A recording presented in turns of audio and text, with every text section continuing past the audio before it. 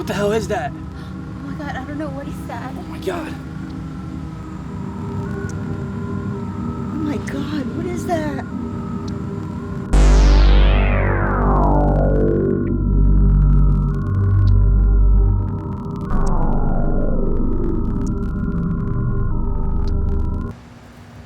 We got them in our sights. They're I right see here. 'em. Yeah, we got them. Good evening. Men in black. Look right here, please. You'll remember nothing. You saw nothing. You're all going to invest in a bunch of crypto, retire, go on a farm, and raise a bunch of Shetland ponies. Okay? Great. Let's go. Excellent.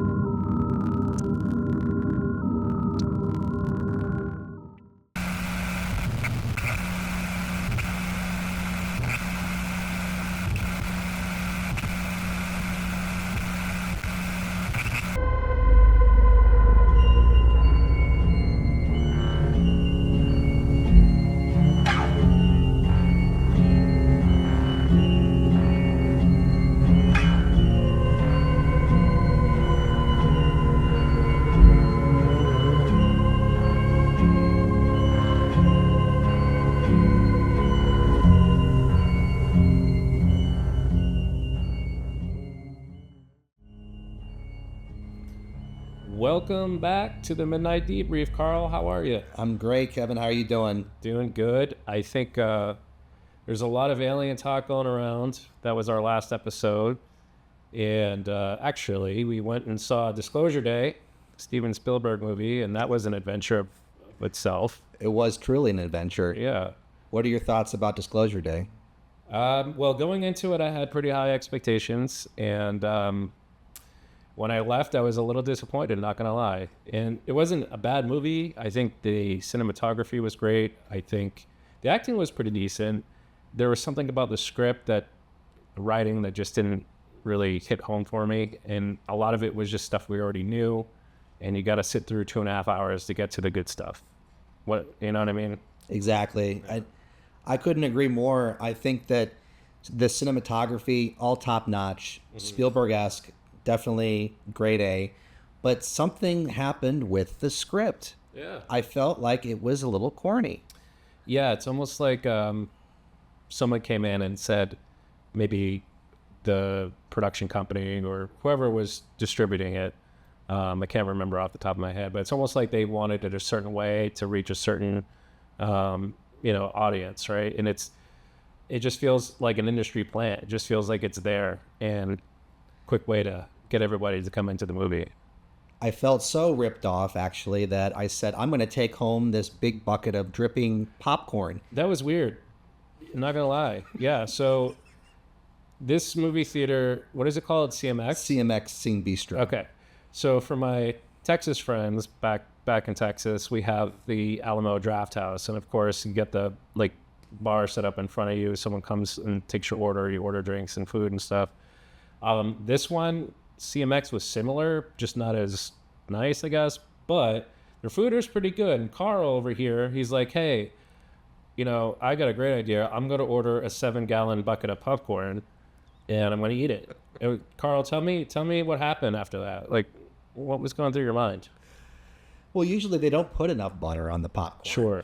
And I thought, well, I'll order extra butter. But literally, it was drenched in butter, and it was delicious. It was truffle. Oh, I didn't like truffle Parmesan butter. Okay. Yeah, so it was really good. But yeah, I thought, well, I want to take this popcorn home with me, and I tried to put it in the trunk, and I had Well, let's back up for a second. Okay. So, after a few libations, you decide, and we're walking out of the movie, and we're a little disappointed, and we're going to the car, and the trunk pops open, and I don't know what your next move is going to be. I don't know if I'm going to make it home, but you have the big gallon of popcorn in your hand, and you say, I think I'm going to put this in the trunk of my car to bring home. Yes. So why do you think that was a good idea, Carl? Well, why was it A bad idea, do you mean? Well, at the time, why did you think it was a good idea? Okay, yeah, Ultimately, fair it was enough. a bad idea. No, I thought at the time that I was going to take this delicious popcorn home with me and enjoy it at home, but then I realized that I was going to get butter all over the trunk of my beautiful car. Yeah. And that's probably a bad idea. Yeah. So what happened after that when you decided not to put it in the trunk of your car? You made it over to a bunch of bushes. Yeah. And I left it by a fire hydrant. Okay. Yeah. And wiped your hands off on the bushes, or? No, I had some paper towels with me from the movie theater. Fair enough. Yeah. Yeah, I think ironically your situation describes the movie. Ironically, it was a little too buttery for me. It didn't leave me full and satisfied. So, but I mean, for people that aren't really into sci-fi or alien movies, anyone that's not really up on this whole disclosure thing that's going on lately, I think it's an okay watch. It's like on a scale of 1 to 10, it's like a 5 maybe. I mean, there was definitely some good parts to it. The train scene, which everyone is familiar with from the trailer, Right. was amazing. Mm-hmm. That was brilliantly choreographed with the special effects and the acting and whatnot. That was really believable. Yeah. But just kind of a letdown. But this leads us into what we're talking about next now is the Men in Black, right? Yeah, the Men in Black episode. So we're not necessarily talking about the movie. I mean, we kind of are, but kind of not. So, if you picture you're seeing a UFO, it's not a light and it's not a drone. I mean, you see something that you for sure think is real. Maybe you tell some of your friends, maybe you report it. And then the next thing you know, there's a black sedan showing up at your house. There's 2 men that come out in black suits, black ties, and maybe no identification. They come up to the door and they're questioning you automatically. Somehow they already know everything. Right. So that's kind of what we're talking about. It's one of the most endearing and enduring, I guess, UFO mysteries in pop culture, if you will, and that's Men in Black. Right. So, Carl, when someone says, Men in Black, what's the first thing you think of? Immediately, I think of the iconic film from 1997 with Will Smith and Tommy Lee Jones. Sure. Yeah, exactly. So, Will Smith, Tommy Lee Jones, you got the neuralizer in there, obviously talking aliens. And for a lot of people growing up in the 90s, you and I included, that movie definitely defined alien culture. It was everywhere and honestly made the Men in Black cool. And that's not actually where the story started. Not even close. The real Men in Black legend existed decades before the movie. The earliest stories go back to the late 1940s and early 1950s during the first major UFO craze in America. Instead of heroes protecting Earth, witnesses describe mysterious men in black suits showing up after UFO sightings. And unlike the movie, these guys weren't funny, they were intimidating. Some witnesses even claim they weren't entirely human. Which is a huge difference. Hi, Critter. That's a sign. Yep, there it is. Which is a huge difference because the Men in Black movie, I mean, they erase memories, they save the world, and, they basically threaten witnesses into silence. Exactly. Many researchers trace the popularity of the legend to Gray Barker's 1956 book, They Knew Too Much About Flying Saucers. That book helped spread the idea that UFO witnesses were being visited by strange men, warning them not to talk. And from there, the mythology exploded. So do you think Hollywood kind of made people more interested in UFOs and aliens? Or do you think, I don't know if it turned into maybe from a creepy legend into a joke, sort of? That's a great question. I think it did spark some interest in UFOs and who these Men in Black could actually be, but it was an action comedy, right? So was it really taken that serious? Right. Probably not by most people. Yeah, and I think there were comic books and there was things certainly before the actual movie, and it made light of a lot of these alien type encounters or situations. And to a degree, it was pretty creepy anyway. So, and speaking of creepy, let's get into what might be the most strangest Men in Black encounter reported. And of course, we're talking about Herbert Hopkins. So had you heard of him before? I had not, no. Okay. So take it back a little bit. The year is 1976. A doctor named Herbert Hopkins is helping investigate an alleged UFO abduction case in Maine. One evening, he receives a phone call. A man asks if he can stop by. Hopkins agrees, but then seconds later, like immediately, there's a knock at the door. Not minutes, seconds. So Wow. right away. Well, that's already a red flag, right? I mean, Yeah. if somebody's at my door seconds after calling, I'm not answering, okay? Yeah. I wish there was a block feature back then because this person probably could have used it. Precisely. Yeah, exactly. So Hopkins opens the door. He sees a man in black. This person has extremely pale skin, no eyebrows, bright red lips. Hopkins later said the visitor actually looked human. And, I mean, not completely human, but the visitor asked him to remove a coin from his pocket. So actually, Hopkins places the coin in his hand. The visitor stares at it, and according to Hopkins, the coin vanishes. Then the warning comes: destroy your UFO research, stop investigating, and after the visitor leaves... That's the part I can't get past right there, though. I mean, even if you don't believe the story, why invent something that bizarre? Right. Yeah, and so that's exactly why this case has survived. Believers say nobody would make that up, so I agree 100% with you, but most skeptics say it's so bizarre, and that's exactly why it is made up. So for you, what's the most convincing part? Well, out of that, geez, that description he gives of the Men in Black, I mean, that's so creepy and weird. Yeah. And why make up such an elaborate story and ruin your credibility? I mean, that's really bizarre and frankly, like, disturbing. It's someone that's not exactly human, not exactly an alien, something in between. Yeah. And it's like the great unknown, right? Exactly. In the flip side to that, just playing devil's advocate is, maybe some of Hopkins' research, people were saying, no, this can't be real, blah, blah, blah.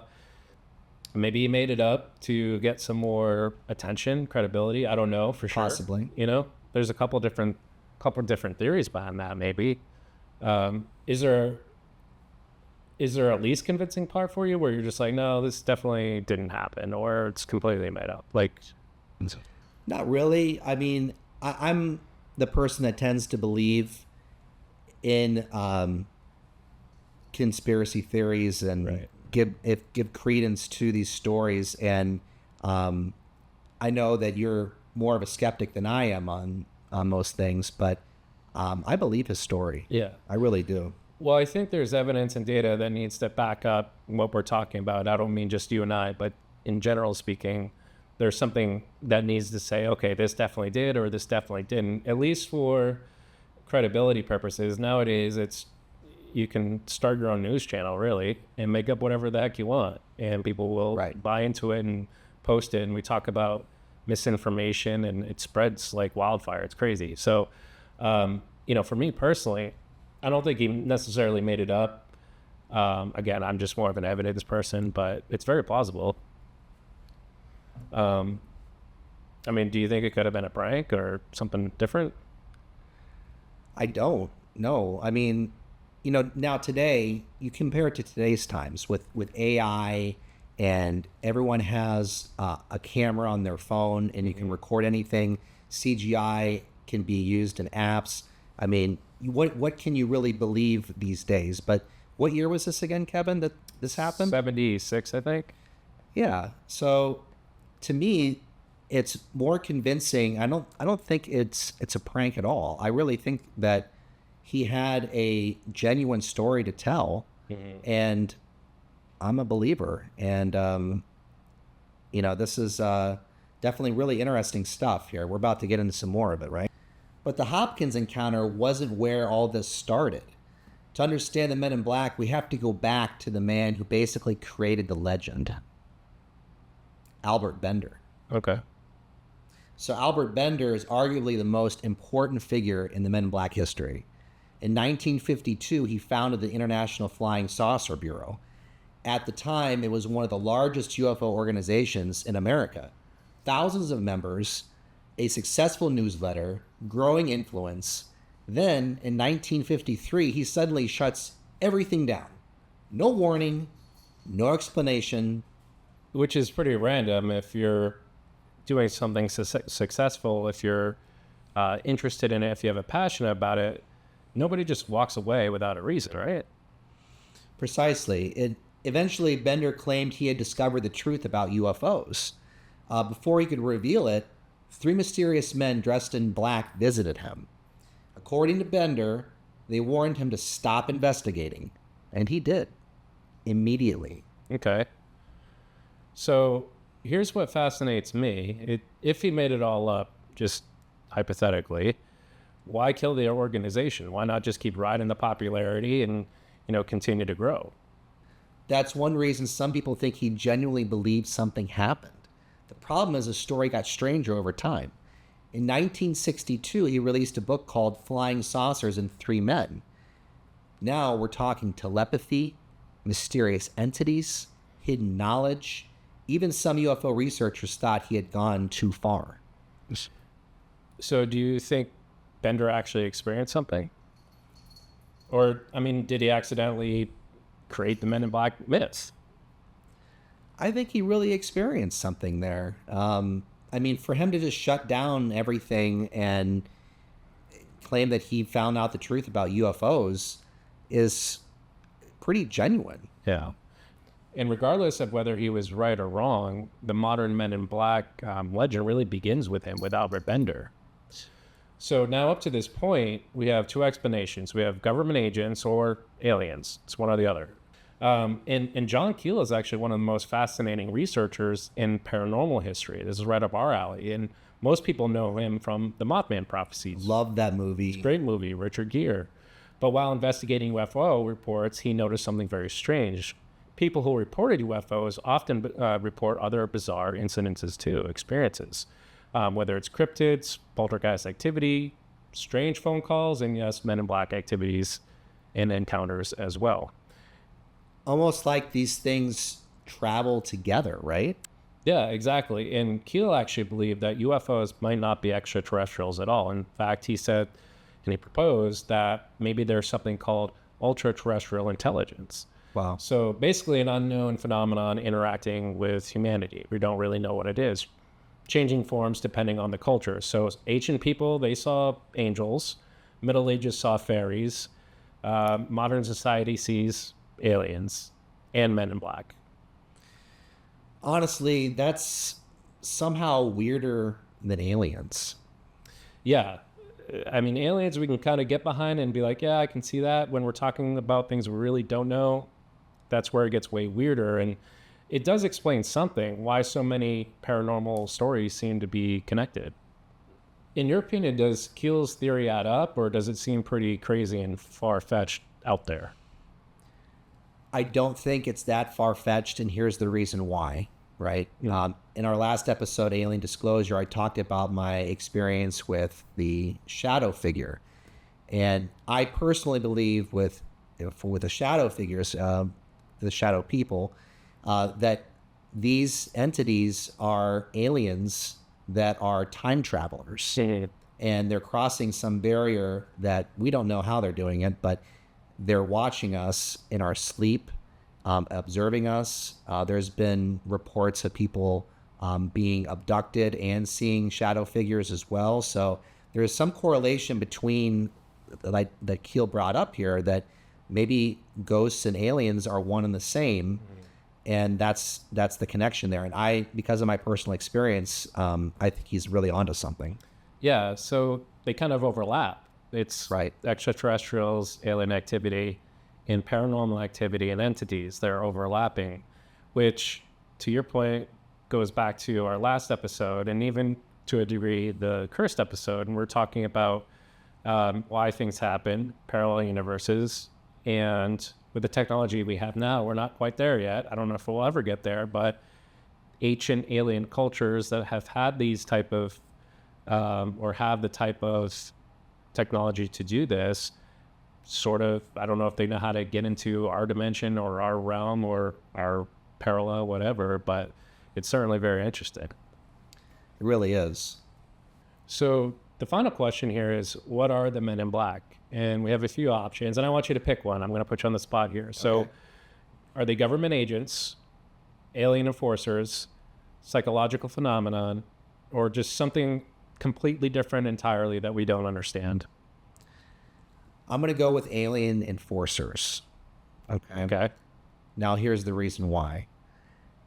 In most of these encounters, people are describing these things, these men in black, whatever they are, as something in between an alien and a human, right?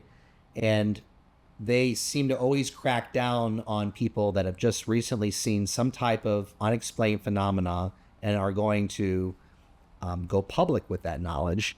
And why would, or I want to say, why would the government? Well, the government would have a reason why they would want to keep it under wraps. But I really believe that aliens are trying to keep themselves hidden because we're not really ready for full disclosure. Mm-hmm. Which, again, we'll go back to our last episode. Are they here to help us? Are they here to guide us? The argument can be made that we talked about reptilians and Right. their ability to manipulate, change, do this and do that. But in the same context, you could also argue that the aliens are here for good.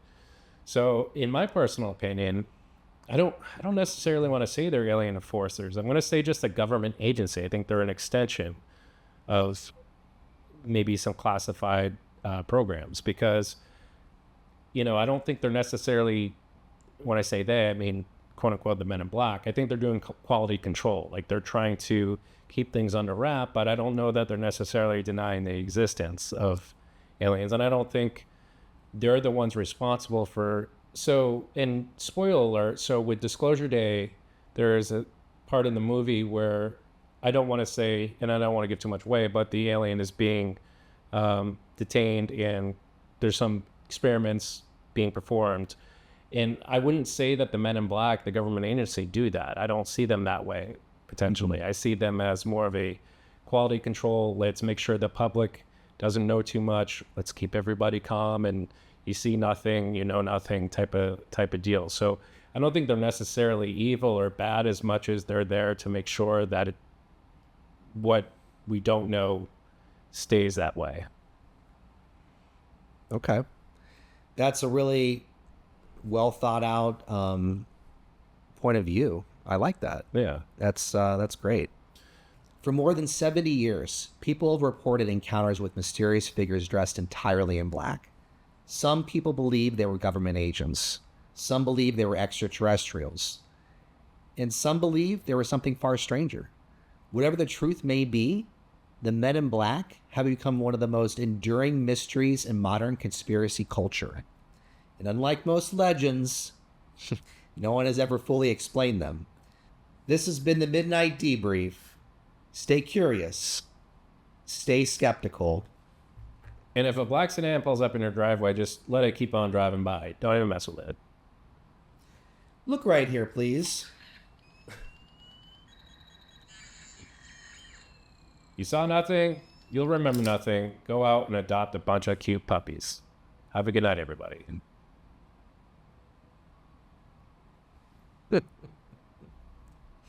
Fantastic. That was awesome. That was incredible. Yeah, do you think they're gonna know that you're an alien? Sorry. Don't talk about that. It's literally gonna take me Stop. You already said too much. take me 400,000 light years to get home. Please. Oh, yeah. Oh, are we still recording? Yes. No. Yep. They won't remember. Perfect.